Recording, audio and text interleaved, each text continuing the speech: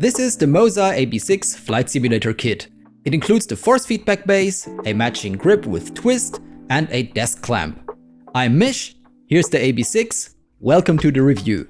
I'll also show you how to set up the software at the end of this video. First of all, I won't drag you all the way through 10 minutes of footage before I tell you how much the AB6 costs. It's $399 or 449 euro. Base, grip, clamp, power brick, everything. It's affordable, alright, but is it good? How's the quality? The precision of the gimbal?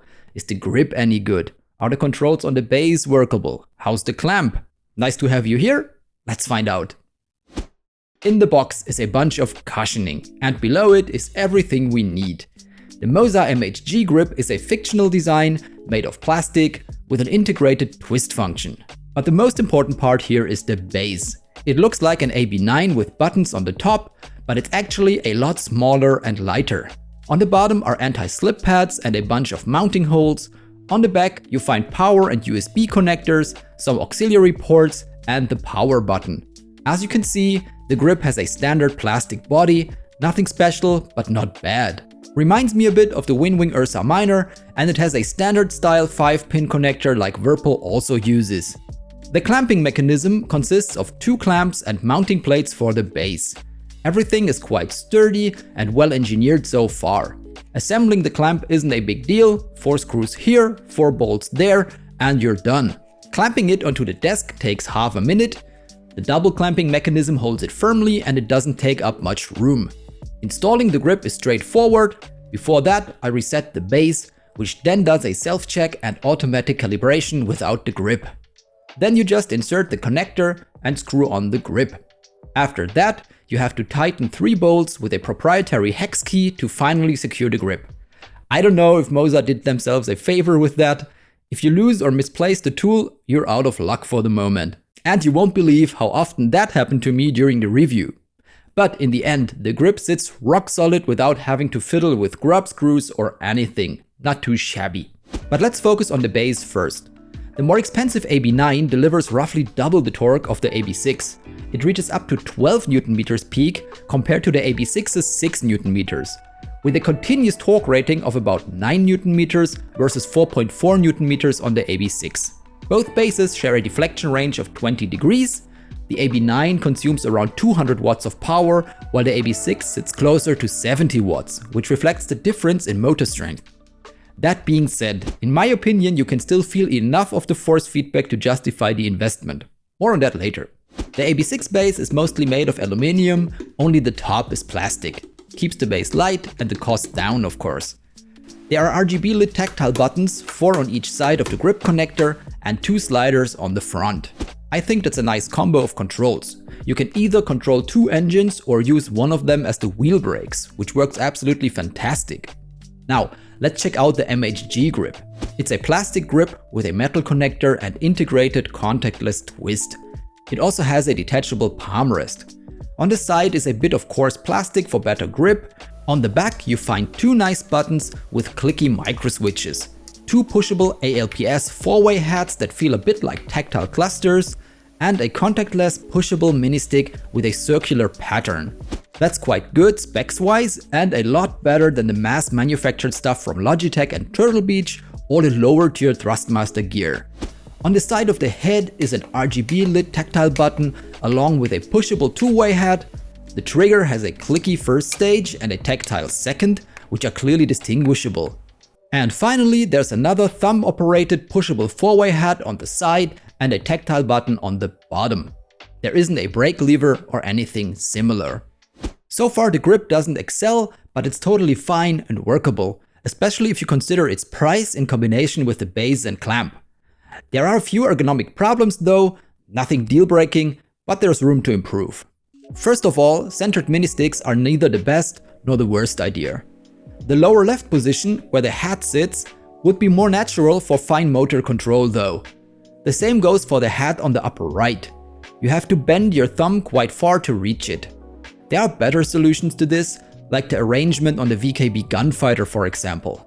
They just place 2 buttons on the offset side of the hand, which are simpler to operate than heads. These are then stacked in the middle and the mini stick is on the lower left. Maybe MOZA takes notes? Who knows? By the way, if you came this far in the video, please consider dropping a like and subscribing. Happy to have you along. Feel free to come back.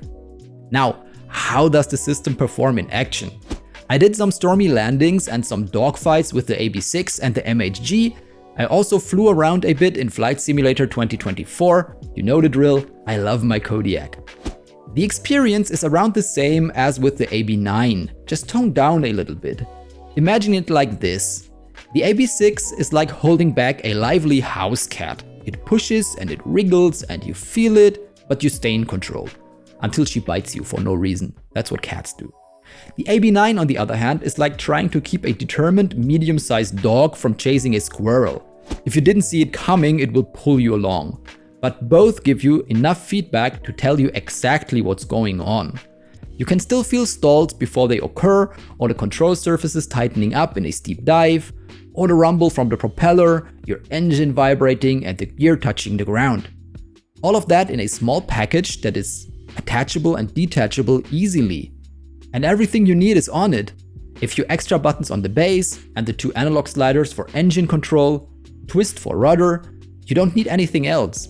It's a convenient package so far. Of course, the twist does bleed into other axes and the engine sliders will never replace a dedicated throttle unit. Actually, they are quite loose, and while they look like the ones on the Gladiator, they lack a bit of its tightness. Landing a 109 in some medium turbulence therefore was harder than it needed to be. Still doable, but harder. Like a cheap guitar. You can still play everything on it, but it just gets harder to do so. The gimbal itself is mostly smooth. A lot smoother than medium-priced solutions like the Gladiator or the Ursa. But not on the level of its bigger AB9 brother, a Whirlpool Warbird D or a VKB Gunfighter Mark IV gimbal. You can feel a bit of stepping from the motors, especially in the X-axis. The Y-axis is a lot better. Not perfect, but better. The gears are made of some really tough and smooth resin, so I don't believe them to be the culprit. Maybe it's just the smaller motors or some slight misalignment of the gearing. My first pre-production review unit was defective, by the way. Just for reference, this is how a broken unit sounds. Just pick any small plane with a propeller and you get this result. As I said though, the second unit was much better. I still need to assess the issue further and will keep you updated. MOZA told me they identified similar problems with pre-production units like mine and they fixed them for the final retail release. I might get a retail unit to compare and will keep you updated here on the channel if there's a difference in smoothness and stepping. So far, my second unit slots in right in between the high-end and mid-range of HOTA systems in terms of precision. And as we're just taking a look inside the base, that's some nice engineering and as far as I can tell, proper wiring. It also doesn't get overly hot in prolonged sessions. So that's a good outlook for longevity as far as I can judge right now. Only time will tell though. Now, let's take a look at the software. MOZA Cockpit has improved quite a bit since it first launched. It's stable and super intuitive to use. Let's go over some basic functions. Direct input means the base uses the game's native force feedback support, if there is any. Telemetry means it uses the telemetry data the game provides. Integrated takes both sources into account. I usually use integrated, but in rare cases, direct or telemetry might be better. Maximum torque and overall intensity can easily be set to 100% since the AB6 doesn't have too much power to begin with. For enhanced precision around the center, I usually keep the spring quite hard at 60%.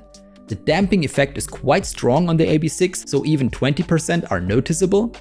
The faster the stick moves, the more damping occurs. Tone it down if the base feels sticky. Same goes for inertia. That's why I reduced it to 15%. Friction is like damping, but independent from the stick's speed. I think the stick moves stable enough without it, so I set it to 0%. This might change if you use an extension. Game force feedback gain is like a master volume slider. I just keep it at 100% so far. In the axis tab, you can set curves. So if you want a progressive characteristic for more precision around the center, for example, you can set it up here. Like that. MOZA thankfully integrated some nice presets. You can also set the lighting color and intensity inside the software. For me, this worked for the base but not for the grip, but I guess MOZA will fix that until launch or shortly after. What also requires mentioning is some drama surrounding the software's code. Until that's resolved, I'll keep this disclaimer in my videos. Watch my AB9 review for the full details. So what's the bottom line? I think it's a great package if the mass market samples really have been smoothed out as MOZA told me. I mean, the idea to put out a compact, affordable, all-in-one kit is awesome by itself. And the grip doesn't excel, but it also doesn't disappoint considering the price point of the whole set. I'll keep you updated once I get my hands on the final version. This video will appear here then. I can't give a final verdict right now. If they really smoothed out everything, the AB6 is a purchase you probably won't regret, but to be sure I need hands-on confirmation first. Until then, enjoy my HOTAS roundup. Thanks for watching, fly safe, and see you in the next one.